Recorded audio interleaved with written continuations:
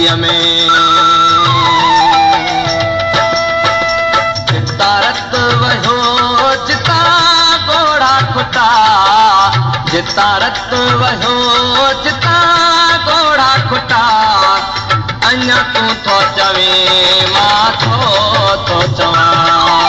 हे अखर जे माण्हुनि जा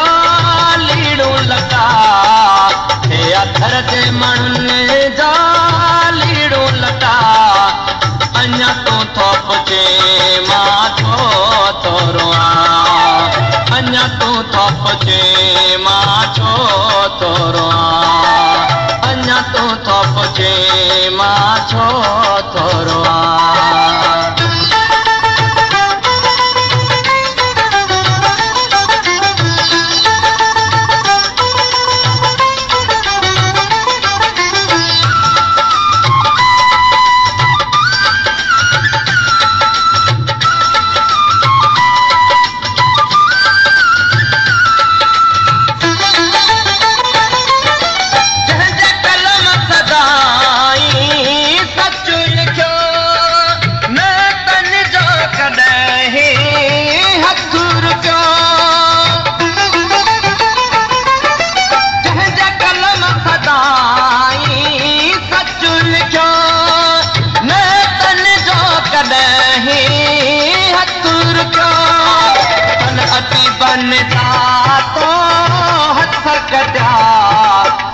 अति बन जातो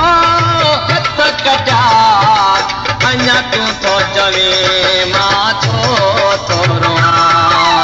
हे अखर जे माण्हुनि जा लीड़ो लटा हे अखर जे माण्हुनि जा लीड़ो लटा अञा तूं थो पुछे मां थो रोआं अञा तूं थो पुछे मां थो रोआं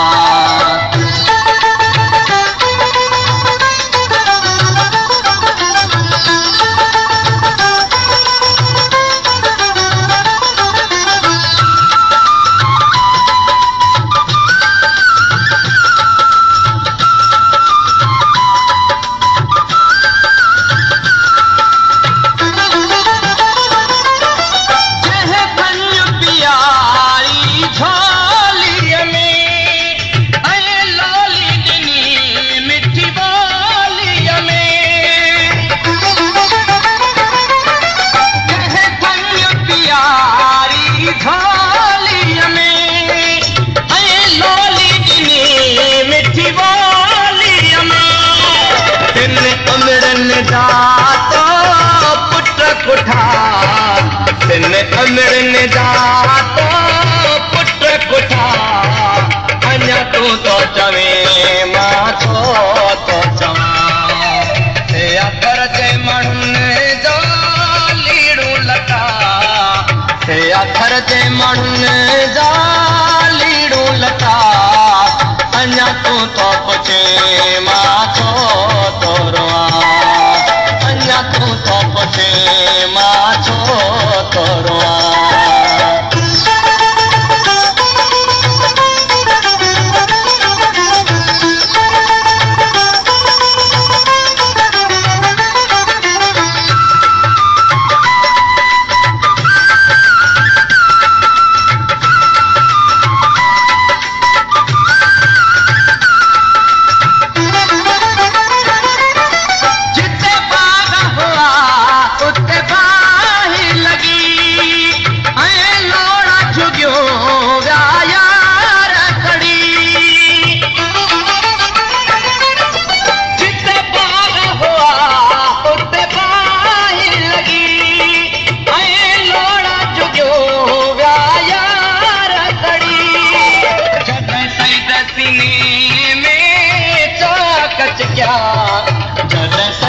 सीने में चाकच क्या अञा तूं थो चवे मां थो चवां हे अखर जे माण्हुनि जा लीड़ो लटा अञा तूं थो पुछे मां थो रोआं जिता रत वयो जिता घोड़ा खुटा जिता रत वयो जिता